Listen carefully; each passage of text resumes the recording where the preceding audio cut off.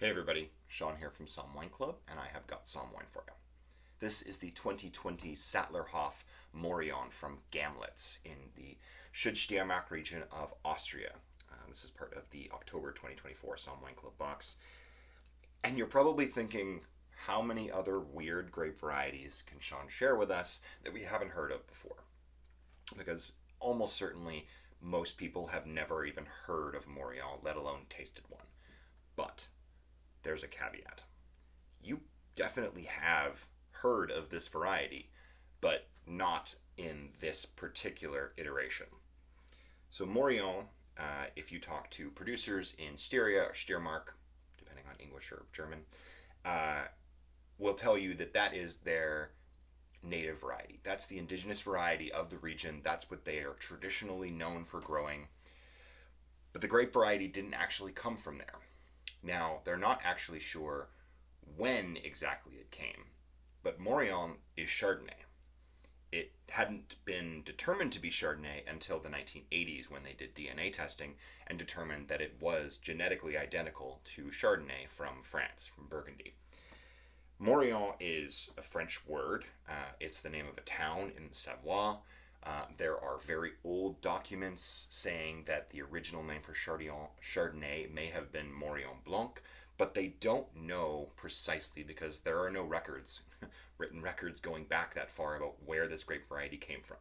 So, over the past probably 400 years, Morillon has evolved independently in Styria, in Steiermark, as this indigenous variety. It has similarities to Chardonnay, both genetically and in taste, but you can't have Morillon without the terroir and the influence of the region of Steiermark. Producers will tell you it's just not the same. You can bring clones of Chardonnay from France and plant them in Steiermark, and the wines will taste different. They just won't have the same genetic adaptation that they have developed over these hundreds of years. So Sattlerhof is a winery, it's a hotel, it's a restaurant. It's run by two brothers, Sattler brothers, their wives and their children. And this is an incredible property that I have tasted wines from while I was in Austria, and I'm really happy that they're available here. Uh, if you have never had anything from Steiermark, this will be a great introduction. If you have, I hope that you are maybe interested in discovering something new. So let's open this up and taste it. You'll notice it's not open yet because this is another one of those funny bottles with the glass tops. So I always just open them on camera because it's just more informative this way. So if you have seen me do this before, you'll remember that this middle kind of gap in the foil is actually where the seal is. So you don't want to cut there. You can, but it's cleaner and easier if you just cut below it. So you go down to the second level of the bottle there and cut below that. It also gives you a chance to put a little bit more pressure into it because it makes a little ridge that you can push against. Just push up into the corner of that little ridge there, and then once you've managed to get your corkscrew knife all the way around, it should be loose, so you should just be able to take the corner of your corkscrew knife and just kind of peel that foil back. You can use your finger if you want to. I just prefer to use the knife. There. Comes off just like that. And then underneath you see the glass top. This is called a vino lock. It has a little rubber seal on the inside, and it just sits nicely into the top of the bottle. And the easiest way to open this, rather than trying to twist on it, is just to push it with your thumbs. Just pop. Once you release that seal, it comes off really cleanly, and then you can actually just pop it back on, and it's sealed still. Click. Done. Easy. Okay. So, a little bit more about Sattlerhof.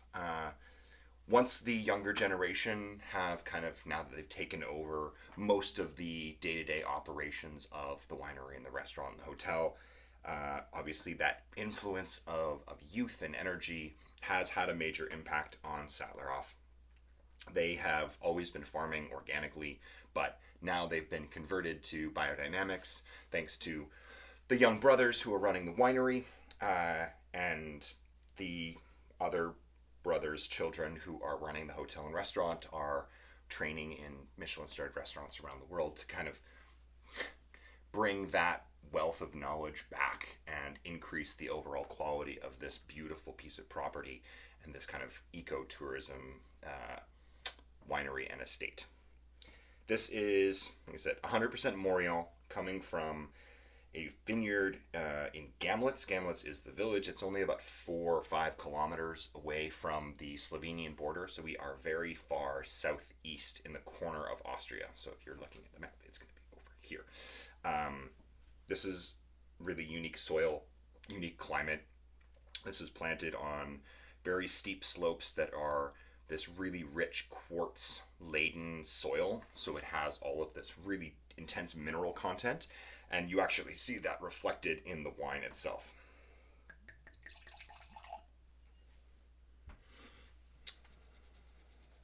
This may still be a little bit cold because I just took it out of the fridge like 10 minutes ago, but we're going to let it warm up in the glass as we taste and talk about it and see. So when I've had Morillon in the past, traditionally it's done in stainless steel.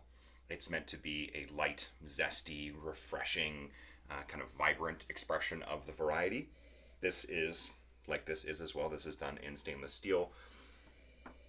But they've done like about 5 months of lees contact just to build some texture and add some weight and some roundness to the wine. This is a 2020, so it's got a couple of years of bottle age as well to give it some time to add complexity and depth. I've seen people compare Morillon as a style of Chardonnay to Chablis, which I understand. It's grown on very mineral rich soil. It's usually done in stainless steel or in not new oak, so you're not getting the influence of oak flavor. It's cool climate, and yeah, it does have some similarities. It's lots of green apple. It's lots of zesty citrus, underripe tree fruit, green pear.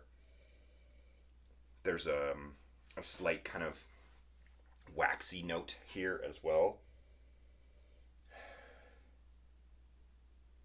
Like, yeah, beeswax. That nuttiness of the leaves giving you just a touch of kind of like peanut shell or almond. Just give this a chance to warm up just a little bit more in my hand there.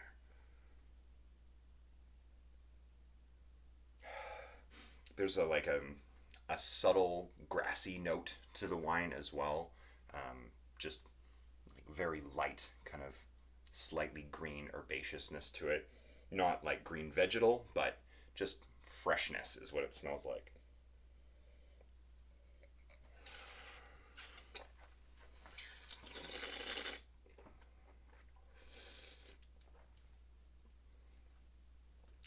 This has fantastic acidity.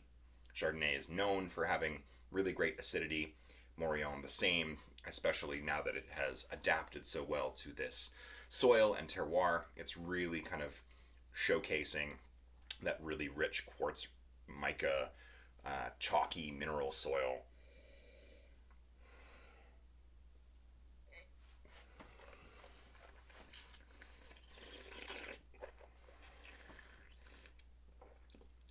Smelling it, you might think that the palate is going to be quite austere and lean from all of that kind of underripe citrus and underripe tree fruit, but it's not. It's pretty broad. It has a roundness and a softness to it, and I'm going out on a limb and saying that that's probably bottle age. It's just kind of opened up a little bit. It's a little bit more generous and a little bit more friendly on the palate, just kind of integrating the acidity and the structure, the minerality into the fruit.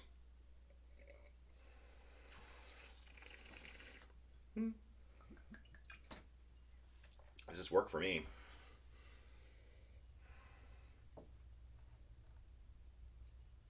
As this warms up, you'll start to see a little bit more kind of riper apple and pear fruit, but as it's cool, it's going to show more of the lean cutting side of things. But I can feel the concentration and the richness of the wine. It's not high in alcohol, it's only 12.5%, but you can feel kind of the warmth and the richness of the winemaking versus like the actual fruit being overripe or anything.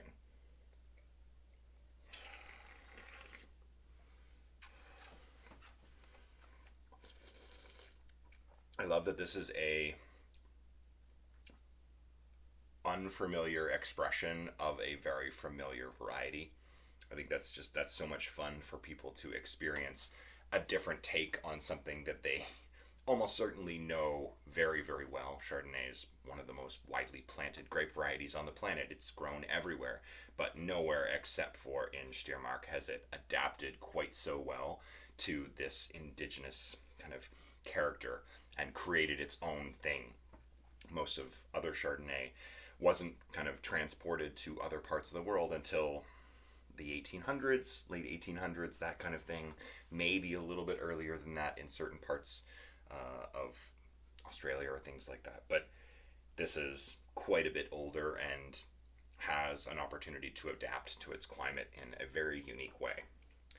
Now, whenever I have a grape variety like this, a wine like this, from a very unique and special place, I like kind of looking into the uh, local cuisine and like what's very traditional, what would they eat with this in Gamlitz, in Steiermark. And there's a very traditional dish, which I thought was kind of coincidental and funny. I'm going to butcher this pronunciation. I'm so sorry, anybody that speaks German. Aufgesetzte Hen, which is basically a heritage breed chicken that kind of like free range chicken that they then stuff with a savory bread filling and roast, and then it's served with potatoes and vegetables. And I read that and I was like, that sounds like a turkey dinner. That sounds like a holiday dinner. And then so having it in the box this week and this weekend, I was like, well, that's perfect. Like this is now going to be my go-to wine for family Thanksgiving dinner this weekend. And if you have this bottle in your box that you just received, then I hope that you have an opportunity to use it in whatever way makes you happy. I'm glad that I get to drink this tomorrow.